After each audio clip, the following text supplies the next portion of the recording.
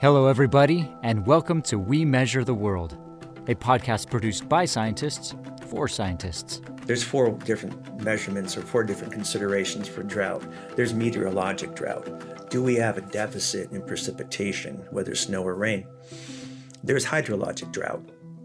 How are our stream flows going? Do we have the water level in the reservoirs? What is our water supply looking like? Then there is terrestrial drought, and that is the piece that was missing in terms of understanding the drought of 2017, the piece that we were critically looking at this summer, terrestrial drought. How much water is within the soil moisture profile? We Measure the World explores interesting environmental research trends, how scientists are solving research issues, and what tools are helping them better understand measurements across the entire soil-plant-atmosphere continuum. Thanks for joining us. Today's guest is Kevin Hyde, who is the manager for the Montana Mesonet, and he's here to talk to us about his work with that interesting and forward-thinking weather network. So, Kevin, thanks so much for being with us today. It's a pleasure. Thank you for having me.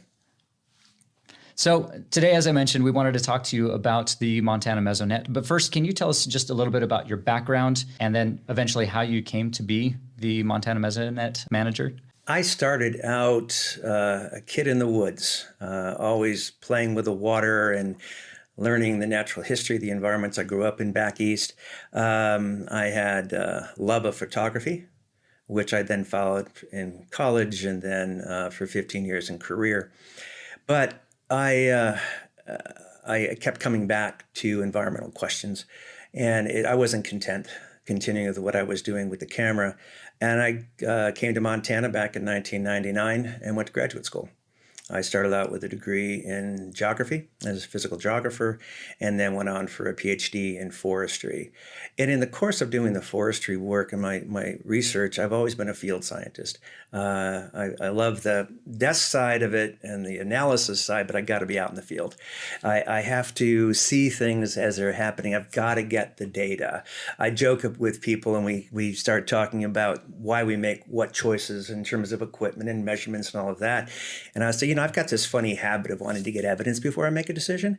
And so I finished my degree back in 2013 now, my last degree, and had a wild and pretty wonderful postdoc down in Wyoming. There I had a chance for the first time to get my hands on some pretty intricate environmental measurement equipment and do some challenging work with geophysics. Came back to Montana, and my advisor said, "Hey, I got this Mesonet thing that you want to do it?" And I said, "Sure, what is it?" And that was back in 2016, and been building ever since. So for the non-meteorologists, non-climatologists in our audience, can you just explain a little bit about what a Mesonet is, kind of its purposes, its uses? I will, and I'm also going to put it in the context of my perspective as a scientist. Is I am a hydrologist. So I care about the whole continuum, and that strongly influenced how we've built out the Mesonet. So a Mesonet is a high-density environmental monitoring system with emphasis on meteorology, but with other variables as well. So when I say high density, if you're familiar with the National Weather Service stations, they're pretty widely spaced. With the Mesonet, the idea is to pick up a fairly high resolution across broad landscapes of the metrics you're recording, so that you can get, particularly with the metrics, measurements that vary quite a bit spatially. So we think about weather measurements, and we think of precipitation and temperature and relative humidity and wind speed are the common first metrics we go for. Well, when you're just dealing with the above ground metrics, that's only giving you insights into the inputs into the system. And what our stations all have in common is that they also have soil moisture arrays going down to as deep as a meter. And so when we built out our high density and include soil moisture with the spatial variability of soil moisture, you need stations closer together. And so the Mesonet concept has emerged really just in the last decade. The forefront of the development of the Mesonets was Oklahoma. They were the flagship, if you will. They had the vision first. It was driven by the tornado alley they were in. They had to have high density measurements. And from that, now we've got a majority, I'm not even sure a majority, I'd say half the states now are building out these higher density networks. So you mentioned Oklahoma as the flagship down there in Tornado Alley. Montana doesn't really deal too much with tornadoes, so what, or at least as much as Oklahoma. So what were the main problems then that inspired this setup of the Montana Mesonet? Well, I want to backtrack just a second. You said tornadoes. We are beginning to see tornadoes, which is just reinforcing our need to have this high density system out there. So when we went to build out the Montana Mesonet, the lead is the climatologist, my supervisor, Kelsey Genso. And the vision there was to really capture the spatial variability. We're a very large state, very low population density, and a high degree of spatial variability in the terrain. Everything from the flattest of plains to some rugged mountains in western Montana. The idea was to build the network with the combined metrics of the meteorological metrics as well as the soil moisture metrics, so we could get at these deeper hydrologic questions, not just how much water came into the system, but how deep did it go and what was the consequences of it coming out? How long did it stay? When did it leave? And so Kelsey's vision was, again, to create basically a hydromet where we're getting the readings that are essential for us to understand how plants grow, how much water is available for plants. I think that may have been one of the most important driving problems, recognizing that vegetation growth is a manifestation of all the inputs. The primary objective was support Montana agriculture and support the management of Montana's forests, and also to provide the information necessary to understand how our environments were changing under changing climate conditions, how the vegetation was changing, and how the cascade of effects of vegetation change. So in your concern, or at least the concern for those involved with the hydrology, or at least the system there in Montana, you mentioned climate change is impacting, Montana's impacting everywhere. We're dealing with droughts, especially mega droughts here in Western North America. Can you tell us a little bit about how drought then is affecting Montana and how maybe this Montana Mesonet can help mitigate some of the effects of drought? Mitigation is certainly a goal. Monitoring drought has traditionally been looking at precipitation and not paying attention again to what's going on below the surface. We certainly went through a rough year of drought this past summer. As I was out there talking to ranchers and farmers, there was a lot of pain out there, a tremendous amount of pain. People that had been on the land for multiple generations. And I would ask them, how does this compare? They referred back to, I believe, 1982, and their memory was the last deep drought, and they said it's as bad or worse. People were selling off cattle early. Mm-hmm. They were having to not just sell off the cattle they were raising for that season, but they started to have to sell off their breeding stock in many cases. We had one farmer I worked with early in the season where we had just put a new meter-based station in, had 100% loss of his crops this last year.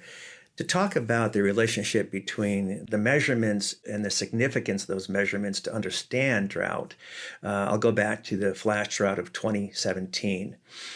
Flash drought, no one saw it coming. It wasn't anticipated. Snowpacks were reasonably normal. Melt-off occurred a little bit earlier in the season. That's something that's been happening through the West now for the last 20 years anyways. But it looked like a kind of normal, going into a normal growing season. And then it was a deep, harsh drought. There were several factors that were missed.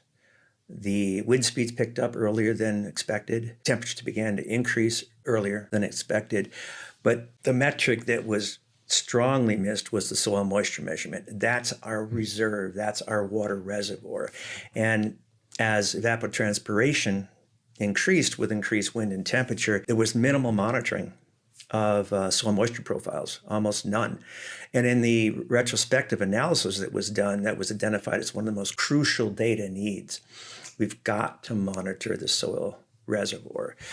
And so as we built out the system, we have over 100 stations now. All of them have soil moisture profiles. And with it, we're starting to come up with high enough density where we're able to show the patterns of water deficiency in the soil throughout the state. We put this in the broader context of how it is we measure and monitor drought. There's 4 different measurements or 4 different considerations for drought. There's meteorologic drought. Do we have a deficit in precipitation, whether snow or rain? There's hydrologic drought. How are our stream flows going? Do we have the water level in the reservoirs? What is our water supply looking like? Then there is terrestrial drought, and that is the piece that was missing in terms of understanding the drought of 2017, the piece that we were critically looking at this summer, terrestrial drought. How much water is within the soil moisture profile? The 4th is the social drought. How is the deficit in water affecting our culture, our climate, our lifestyles? Mental health, emotional health. I saw depression out in the field. So as we think about these 4 different types of drought, meteorologic drought, we can see it pretty quickly. We're chronically measuring it. We've been doing that as cultures for quite some time. Again, hydrologic drought, you can see it, you can measure it pretty quickly. You can kind of say, well, we can look at the relationship between precipitation or snowpack and what kind of river flow. And hydrologic drought changes a little bit more slowly than meteorologic drought. The drought, terrestrial drought, can start changing fast at the surface, certainly. But as you get deeper and deeper in the soil profile, your reservoir dries. And that is one of the biggest changes we're seeing now. We have the data in a long enough period of record where we're starting to have enough years of data we can look at it and go, yeah, that's a trend. It's not significant statistically over time, but that's a different part of the conversation. It goes to the high density network. With the high density monitoring network, we have more frequent measurements, more spatially grouped. While our Mesonet is relatively young, statistically speaking, we also have the benefit of longer term measurements from other stations that have been out there longer. Not very many of those stations, but other networks, federal networks in particular, that have been out there. And this is where artificial intelligence comes in. Conventional wisdom has been, if you don't have 25 years worth of data, you can't use the data. You can't say anything about your measurements. We abided by, frankly, 20th century statistical knowledge and practice, and then, our data are too young to use. But this is where artificial intelligence comes in. You take those older data streams. We have a high enough density of stations now where we're coming up with really important understanding, where we can say, this has been the data trend from the existing stations. We then join into that stream of data trends from the existing stations all the other measurements we're making on our current Mesonet. And then even a year's worth of data starts becoming relevant. You talked about the importance and the impact of droughts there in Montana and elsewhere, not only to the environment, but also the human impact as well. Was it easy to get buy-in for this project, for this kind of setup, or to fundraise a large-scaled statewide Mesonet like this? Funding was the challenge. Our initial seed for doing it was a statewide funding initiative from the governor's office, and our first seed money was $75,000. And that's what we started with. Colleagues over at MSU who saw what we were doing, they said, well, yeah, I can fund a couple of stations here and a couple stations there. The big change came for us when the BLM wanted to work with us. And they committed to fund us to install 21 stations for them. That all of a sudden, they doubled our network. It wasn't all of a sudden, but it was like, there was like, oh, you have traction. I mean, you're a group. First year, we had 8 stations in. I doubled it to 16 at the end of the next year, then doubled it again. And then we got a partnership with the Montana Department of Ag. And serendipitously, they were monitoring their pesticide monitoring wells using meter equipment. So they were fully compatible, and they wanted to top off their stations with the same technology that we're using on ours from meter. There was a momentum that came over time, and there's still been a resistance to directly fund. We're getting more people are coming out of the woodwork now. We just got some foundation funding to put 3 stations in down in the Paradise Valley. So the visibility is there. The problem with building networks, meteorological data, soil moisture data, whatever, is that the general public is used to perceiving it as free. Well, no, it's not. It's paid for by taxpayer dollars. So there's been a challenge. I think if we were on a direct fundraising route now to continue to build out what we're calling our agromet with the meter equipment, and if you'd like, we can go to the distinction between agromet and otherwise. Now, with the deep drought of this last year, a lot of people are paying attention now, right up to the governor's office, and we may get official state support, it seems. That's a may. Most importantly, now we have momentum, and then there's the question of that second project, the new project through the Corps of Engineers that has totally transformed what we're doing and how we'll go about continuing what we do. Yeah. Can you elaborate a little bit about that, about your collaboration there with the Army Corps of Engineers? I know that they're working on, is it a Upper Missouri River watershed project? And how does that all connect with the Montana Mesonet? That's a very good question. It's the Upper Missouri River Basin project. It follows the major floods of 2011 and then again in 2019. In 2011, it was record flooding and record damage downstream, actually in Montana as well. In 2019, it's a matter of public record that the flooding compromised Strategic Command south of Omaha. And Strategic Command is the basis of our nuclear deterrence and defense. Mm-hmm. The first flood got Congress riled up. The second flood really nailed it down, and they came to the Corps and said, why did you miss these floods? And the Corps simply said, we don't have enough data. We don't, it's the understanding of the need for, the essential need for of coupled metrics of precipitation and soil moisture were very clear in their mind. They knew that they needed to have a dense network to do it. And in this era of political division, the senators were not divided at all. Mm-hmm. The ag states, Wyoming, Montana, North and South Dakota, and Nebraska, those are the states involved in the project. They just said, yeah, this has got to get done. Mm-hmm. And so there was no hesitancy in Congress to go ahead and fund it. In fact, with this new infrastructure bill that just passed, there's additional funding in there for this continued expansion of the Corps of Engineers stations. It changed our technology. It changed the complexity we are compelled to work with now. But it doesn't change the need for the agromet, what we're calling the meter-based station. The agromet is every bit compliant with the guidelines of American Society of Agriculture and Biological Engineers, agromet. Agromet in that it provides the necessary metrics to support crop production. For that purpose, these meter stations are quite extraordinary.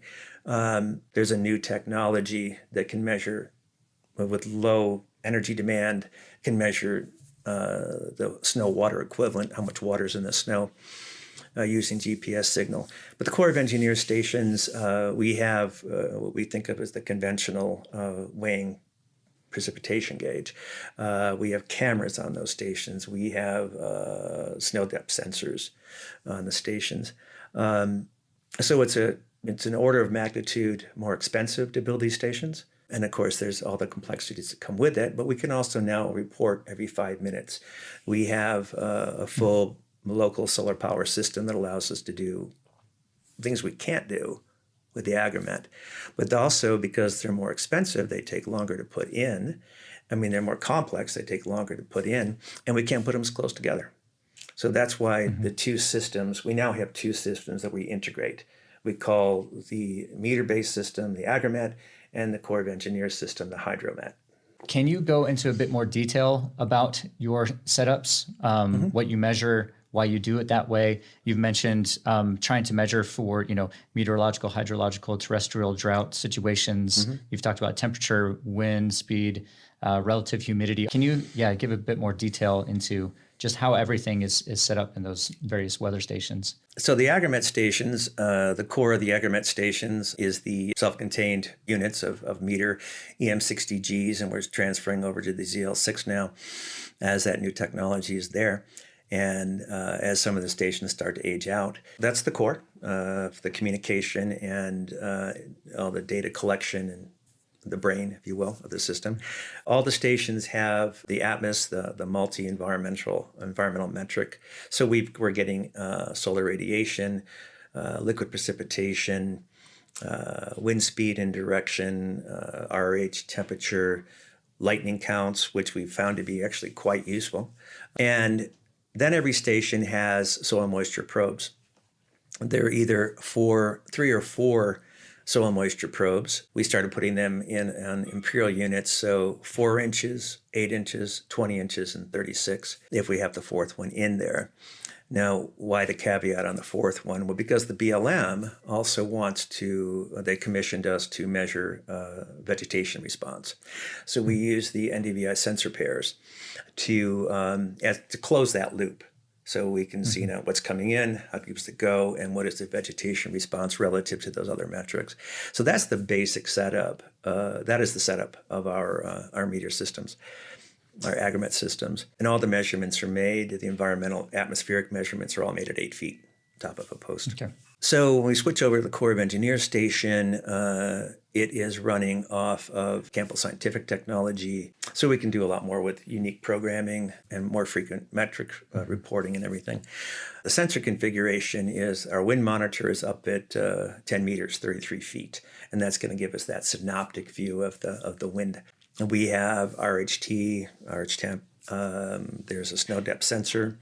Their pyranometer, and we have the pluviometer, a rain precipitation gauge. Then we have a soil moisture pit. In that case, now we add a 5th sensor, and all stations do have 5. These are metrics, so they're going 5, 10, 20, 50, and 100 centimeters at all stations, getting that extra resolution near the surface. And that's the core of the network. We have a overspec'd solar power system. I did that deliberately, so we have overhead moving forward. Pretty robust. But again, we needed that build out. We want to put on other instruments. We're already talking, the state is asking us to consider and willing to fund, it appears, putting up particulate matter. We want to add that. We want to add the net radiometer. We really want to know not just the water balance, but the energy balance.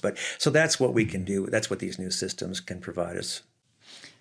I think that's pretty amazing. Just everything that can go into that, and that there's more. Yeah. There's more that we can look for, that we can track as well. Okay. Another thing that's unique about the Montana Mesonet is the way that you are marrying the field observations with laboratory characterizations. Can you describe that lab work and kind of the value that it adds to the overall project? Absolutely. So at every station, when we put in a soil moisture pit, we collect 3 controlled volume soil samples, the 2-inch cylinder samples. And so at every depth, we've got, with the 3 samples, we bring them back to the lab. We run a water retention curve. You're determining how tightly the water is bound to the soil at any given level of volumetric water content. And that's necessary to find out the theoretical wilting point at each level of reading, and to really help us understand how much water the soil can hold, how tightly it's bound, just what is the potential for plant withdrawal based on how tightly it's bound to the soil. And then you can invert that data. And what does that mean? That means that if you've got that pressure, you have a plot that shows the pressure at which water is bound to the soil at any given level of volumetric water content. So then as we move forward and a probe says it's 20% volumetric water, then you can say, well, let's see on that curve, 20% corresponds to this particular pressure. And then how close are you to the wilting point? Mm-hmm. So for irrigators, that might be the information they need to know, hey, when do I add water and maybe how much? These are future applications, but these are being worked on now. And also being done in conjunction with a researcher who's doing his PhD and asking questions for the Department of Natural Resources and Conservation. That's one part of the soil analysis, the water retention curve. And the other part of it is the particle size distribution. So we can really understand the water retention curve in the context of the soil texture, and again, just improve our understanding of how much of the water that goes in is available at any given time. At several points in our discussion, you've talked about spatial variability. I mean, we're dealing with a huge area. What is it? Almost 150,000 square miles. You have a wide variety of, biomes and geography, rangeland and the high plains, moving up into forested, riverine, montane environments. How do you work in or deal with all of that kind of variability within your data set? Answering that question well starts with how we were required to start building out the system versus to how we are now. Initially, we had to be opportunistic. Who could fund what? And then given who would fund what and where they were, we would then place the station at that site in an area that we felt best represented the site. So that opportunism has done well for us as the density has increased in the stations. When we started working with the BLM, what we did there is I took all of the lands under BLM jurisdiction, and then I did an unsupervised classification. What does that mean? In the geographic information system, digital mapping, I took all their lands and I then put them in the context of 3 basic metrics that would give us a really good idea of some of the fundamental behavior of water across the jurisdictions. So I looked at historic water deficit. What's the gap between precipitation and evaporative demand? I looked at that data. I looked at sand content in the soil, and that gave me a good idea of what the water holding capacity might be. And the third thing I looked at is relative greenness. So how did the greenness change over time? By putting those 3 together, we were able to classify the BLM lands into 7 different classes. And I then vetted that back through the BLM managers, the people that really know the land. And they said, yeah, that's credible. We believe it. And so then we were able to start to say, okay, we're going to place stations here and make sure that we're representative across the landscape of the BLM jurisdiction. Before the core project opened up, and as we got more latitude, and we realized, well, we need to start being that much more deliberative in where everything goes, we began to be able to go, well, we need to consider a different location. Do you have another place for us to work? So we can better represent where you are. And again, I put that information back into a digital system. With the Corps of Engineers project, they have constructed a grid of roughly 500 square miles per cell. That gives us a spacing matrix. And also now we're working with that much more resolved soil characteristic layers. We're able to go, okay, now in this cell we want to represent this type of terrain, these types of soil conditions. So I actually work now with a web-based mapping system where I can look and I say, oh, well, I'm supposed to, in this cell, we want to emphasize these particular characteristics. So that's going to make sure that we're doing the best we can to represent those terrains. Even as we do that, it's also helping refine our understanding of where more aggregate systems need to be installed when we can once again add more stations to the system. We've matured to the point now where we can be that much more deliberative in how we do it. How does this project impact weather prediction? It seems that you're trying to, in some ways, create an early warning system for various in Montana. Is that the future path of this project? It's not the end goal. It's one of the objectives. The end goal is to provide a range of the most relevant decision support tools that can help for land management, however you characterize that. The data now are directly influencing how we assess drought, and this is real time how we assess drought. So we have. Again, Kelsey, the state climatologist, our assistant state climatologist, Zach, the 2 of them have been sitting on the Governor's Drought and Water Supply Committee, brought in by the Department of Natural Resources and Conservation to help inform how we can better understand the progress of drought. And also we've received funding from NOAA. And a program called NIDIS, the National Integrated Drought Information System. So again, Kelsey and Zach are commissioned to work directly, again, with the governor's office and with the regional drought analysts to understand how to refine the National Drought Monitor and improve its applications and its reliability, frankly, and also to improve the public's trust in the system.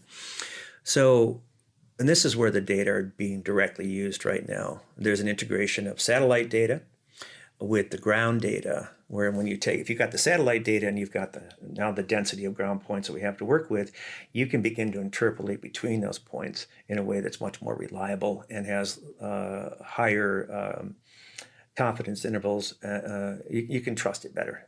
It's going to be statistically more robust, and your uncertainties are going way down. So that's one of the most important first applications.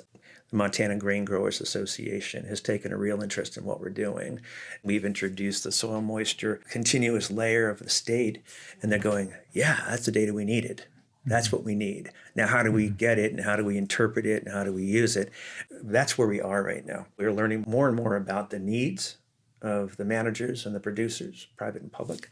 And as we know those needs better, we can know, okay, we have these data, here are the needs. Now, how to best create a tool. We have data that we didn't have before. In general, soil moisture monitoring is just, it's nascent. The whole emergence of a soil moisture monitoring network for the nation is emerging. We're one of the first states, if not the first, to have such a high density of deep soil moisture arrays. Typically, when other locales put their Mesonet networks in, they would put in one or two soil sensors because they kind of were asked to do it. And the understanding wasn't there. Plain and simple. And it was meteorology, not hydrometeorology. So I think that's amazing. And I guess with all of this going on, how do you feel that the Montana Mesonet project has gone so far? Has it gone as well as you hoped? Are there other things that you still are hoping to accomplish going forward? What are your feelings overall about how things have gone? We've got a very robust system now. And there's so much more we want to do with it, and I want to do with it. We're going to get this build out, and it's going to be a lot of pressure to get it done in a relatively short period of time. Okay, bring it on. I see where we're going, and we're going to have an incredibly robust network within the next 5 years. What I dream of and where I want to see it go, even as we get the core in there and we maintain and sustain the aggregate side of things, you got to recognize that Upper Missouri River Basin only goes to the Continental Divide, and that leaves a third of our state out of the loop. I want to see that balance. I want to see us not forget the western part of the state. There's only so much we can do as we grow, but I really want to see us do more. I want to see us grow our relationships with Montana Extension Service, work through them and other channels to be able to fill in with more of the aggregate stations so we can get those critical metrics that we still need to get. And even as I say that, I think about all this technology that's emerging. So maybe 10 or 15 years from now, all we'll be able to do is fly over with an airplane and drop all these little bots, and they'll do all the measurements for us. I mean, we could get there, and I think that's it's fun to say that, but I think about who would have thought we would be able to launch a rocket and shoot William Shatner into the upper atmosphere and recover both capsules, and they could land on bare Earth. So I think the technology is changing. That said, it's really gratifying to see what we've been able to accomplish so far. So along those lines, what are some of the positive impacts that you've seen from the Mesonet that you're particularly proud of? I think understanding soil water. I think that's one of the most important accomplishments we've seen. Building out our own interfaces, building out our relationships across the state, across so many populations, so many constituents, and to see their curiosity and to really greet their buy-in. It's easy to ask people that even have the most skeptical thinking about climate change. It's easy to ask them, would you allow us to use a piece of your land to put the station in? Yeah, it's kind of a big footprint, and we're going to do this, and we're going to do that. They go, yeah, sure. So that's really gratifying. The number of hits that we get on the website, to see how more and more people are relying on these data. I hear in the field, anecdotally, that's what they're doing with it, or it's whether to know what kind of coat to put on that day. And to have some of my favorite partners, Kevin, such and such is going on. I get these texts, and to see that they're paying attention in that way, that's really pretty hugely gratifying. Have you run into any problems or roadblocks along the way, and how did you get past those? We had challenges with cellular communications. Cellular systems, first of all, were scant in Montana. Well, now they're really expanding. So there was like, I can't place a station there, I haven't got a signal. Oh, well, okay, fine. But that's what I started out with. Now I can do it. And the technology has caught up with us, both in terms of the modem technology that's in the devices, and we've overcome that. So things those were technical hiccups. I think there was a stage where we didn't know how we were going to sustain it. Because again, it goes back to that comment I made earlier that the perception is that these data are free. And how do you deal with that? It's resolving now. But in part, it's because we built something that has caught people's attention. And we do have paid subscribers. We do have paid partners that carry the nut on, or at least contribute to carrying the nut on their station. So those things we've overcome. It was bold for us to go with one of these all-in-one type systems. Mm-hmm. Mm-hmm. And boy, we caught a lot of flack for that. It's been, oh, you're not real because you don't have, tens of thousands of dollars in your equipment. Yeah. And it's really goes back to, again, going back, when we consider the challenge of getting the data we needed 20, 30, and 50 years ago, we have to build out these monitoring stations as fast as possible.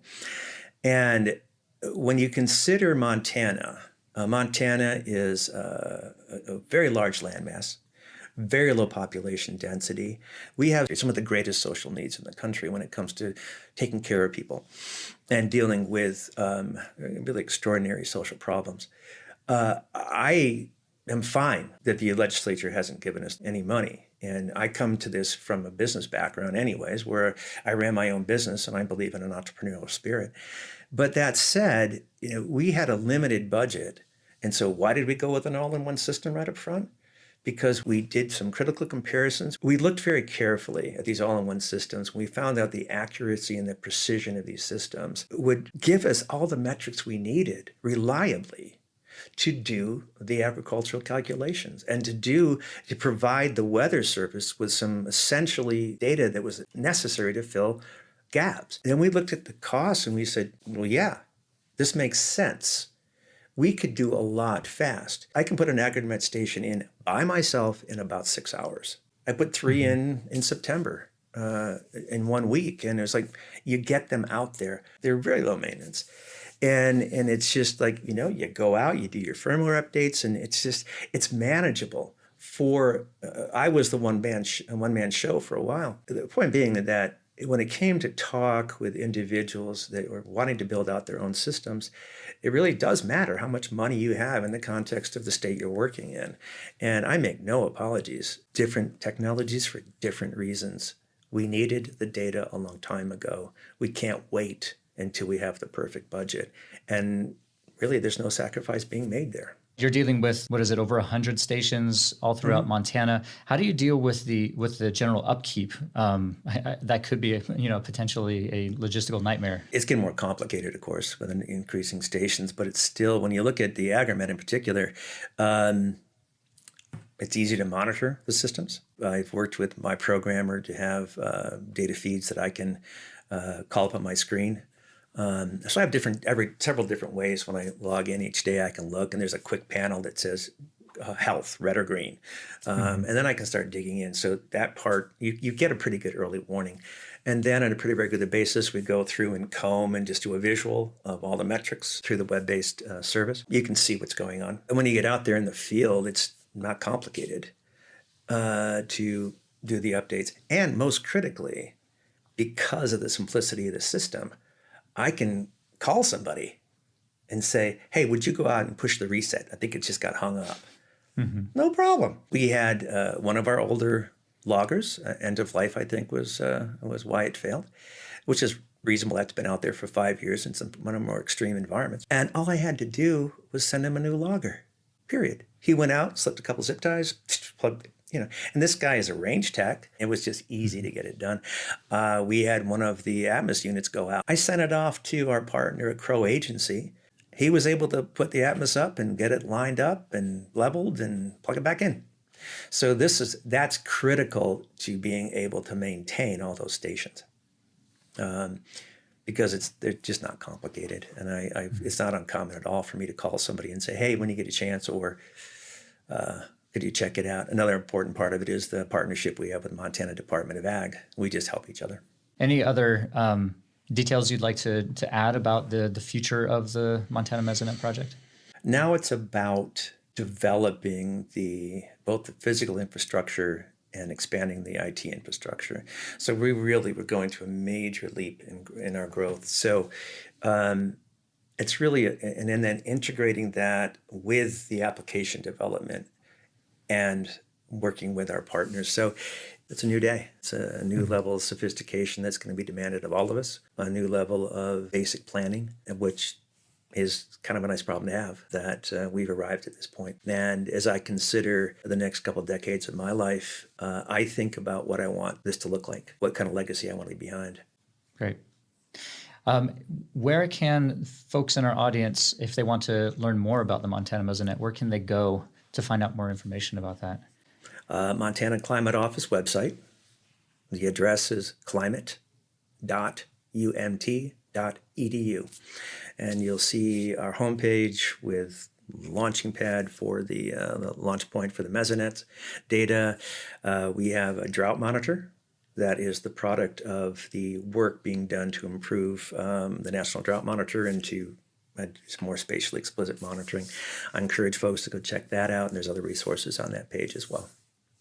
As we think about the challenges of building and sustaining these systems, how do we keep paying for them? Whose data is this? And how do we make best use of the data? We have made a choice to make our data public. We're not trying to monetize it. I mean, we're being funded in part by the BLM. That's public domain data. But we've also we decided that, we could try to protect the data. We could try to put up walls, or we could try to prevent scraping. A lot of people spend a lot of time doing this, and they're smarter than we are. We want the public to benefit from all this effort. And the headache of trying to monetize is, we just said, it's just, we're not going to go there. We are a public service agency, and yes, we all have challenges in figuring out how to pay for the stuff, but it's a discussion that's an essential discussion, and I hope that it's a discussion that all the folks involved in Mesonet build-outs can continue to have constructively as we figure out really how to put these data to the best use for the public interest. All right, our time's up for today. Thank you again, Kevin. We do really appreciate you taking the time to talk with us today, and it's definitely been a very interesting conversation here. If you in the audience have any questions about this topic or want to hear more, feel free to contact us at metergroup.com or reach out to us on Twitter at meter_ENV. And you can also view the full transcript from today in the podcast description. So that's all for now. Stay safe, and we'll catch you next time on We Measure the World.